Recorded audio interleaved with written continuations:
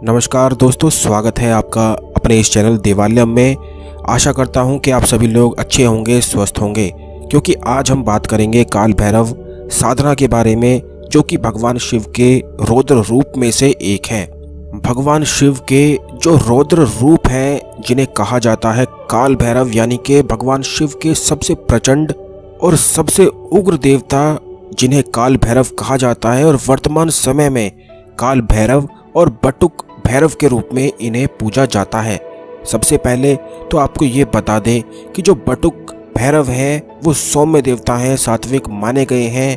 वहीं दूसरी ओर काल भैरव उग्र रूप है, प्रचंड रूप है और तंत्र क्रियाओं में प्रमुख देव के रूप में पूजे जाते हैं। काल भैरव की कोई भी व्यक्ति अगर एक दिन की भी साधना करता है, वैसे तो इनकी साधना 21 दिन, 41 दिन, 51 दिन इस तरह से की जाती है, लेकिन इनकी साधना एक दिन की भी इतनी ज़्यादा खास है और प्रचंड है कि एक दिन करने मात्र से ही व्यक्ति के अंदर आत्मविश्वास की इतनी ज़्यादा बढ़ोतरी हो जाती है कि उसे खुद ही अपने अंदर से बहुत ही ज़्यादा शक्ति महसूस होने लगती है।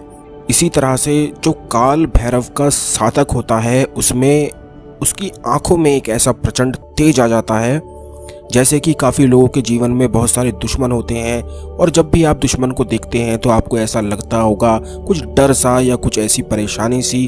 तो वो अक्सर ऐसा इसीलिए होता है क्योंकि आपकी जो अंदर की शक्ति है, जो अंदर की एनर्जी है, वो कमज़ोर है।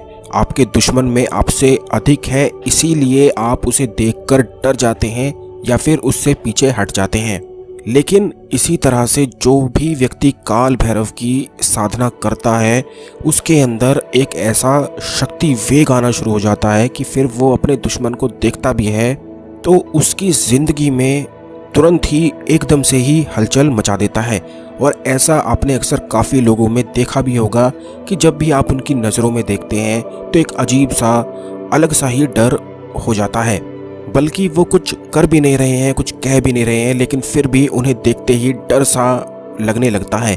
तो ऐसा अक्सर काल भैरव के साधक में आपको बड़ी आसानी से दिख जाएगा। जो भी व्यक्ति काल भैरव की साधना करता है, वैसे तो इनकी साधना करने से पूर्ण सुरक्षा, भूत प्रेत आदि जितनी भी ये नेगेटिव शक्तियाँ हैं, जितनी भी ये दुश्मन बाधाएँ हैं, इस तरह की कोई बाधा हो ही नहीं सकती। और व्यक्ति के अंदर आत्मविश्वास, विल पावर, कॉन्फिडेंस बहुत ही अधिक बढ़ जाता है।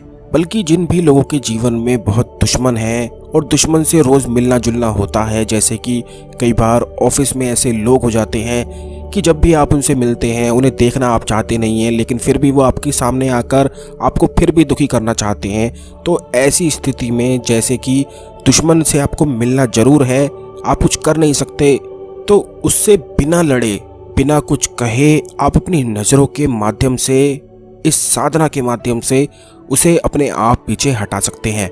तो आपको दोस्तों ये साधना करनी किस प्रकार है, इसे आप बिल्कुल ध्यान से सुने, ध्यान से समझें। तो सबसे पहले तो आप ये जान लीजिए कि ये काल भैरव जो साधना है, ये सिर्फ उन्हीं लोगों को करनी है, वही लोग कर सकते हैं जो गुरु से दीक्षित हैं या फिर किसी भी गुरु मंत्र का जाप करते हैं। क्योंकि ये जितनी भी साधनाएं हैं इतनी प्रचंड हैं और उग्र हैं कि इनका प्रभाव निश्चित और निसंदेह होता है, और ये बिल्कुल भी खाली नहीं जाती हैं। बल्कि जो भी व्यक्ति इन साधना को करता है, उसे अपने आप ही शक्तियाँ महसूस होती हैं, वो शक्तियों से बात कर सकता है, और उसके लिए तो कुछ भी मुश्किल नहीं है। तो दोस्तों, सबसे पहले तो गुरु मंत्र का जाप होना बहुत ज़रूरी है। इसी के साथ आपको भगवान गणपति का ध्यान करना ज़रूरी है। और ये बात ध्यान रखें कि यह साधना जब आप करेंगे तो आपको काले कपड़े पहनने हैं, और वो भी बिना सिले।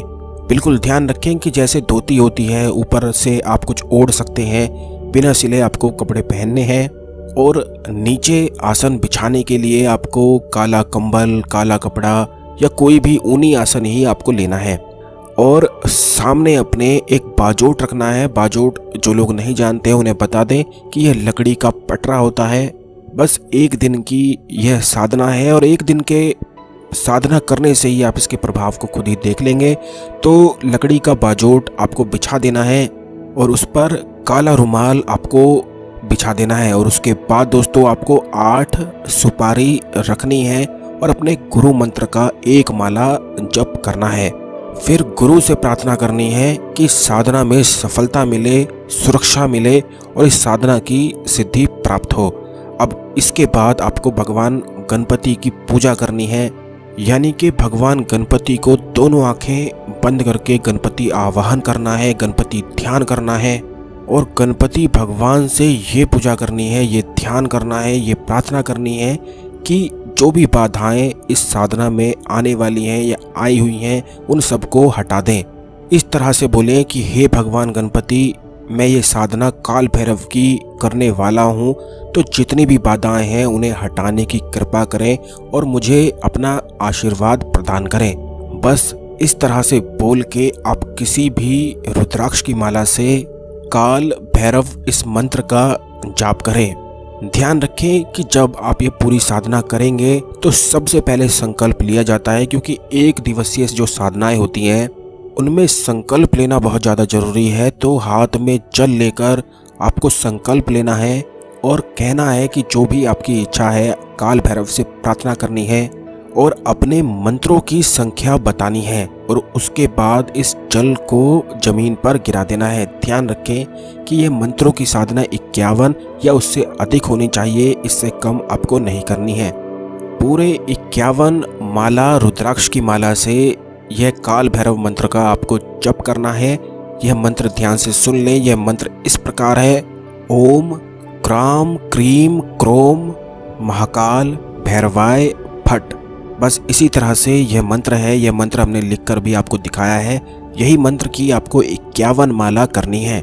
किसी भी शनिवार मंगलवार के दिन, किसी भी शनिवार या मंगलवार के दिन आप यह साधना कर सकते हैं और इसका लाभ उठा सकते हैं।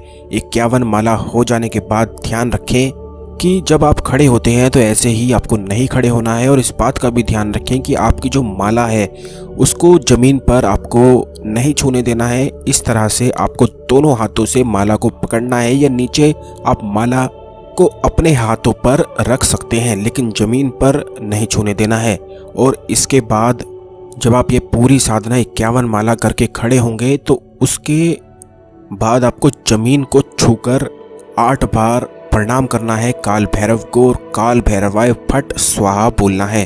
सभी चीज़ें कर लेने के बाद गुरु मंत्र की एक माला फिर से करनी है और अगले दिन आपको ये काले कपड़े में जो 8 सुपारी हैं इनको किसी भी नदी में प्रवाहित कर देना है।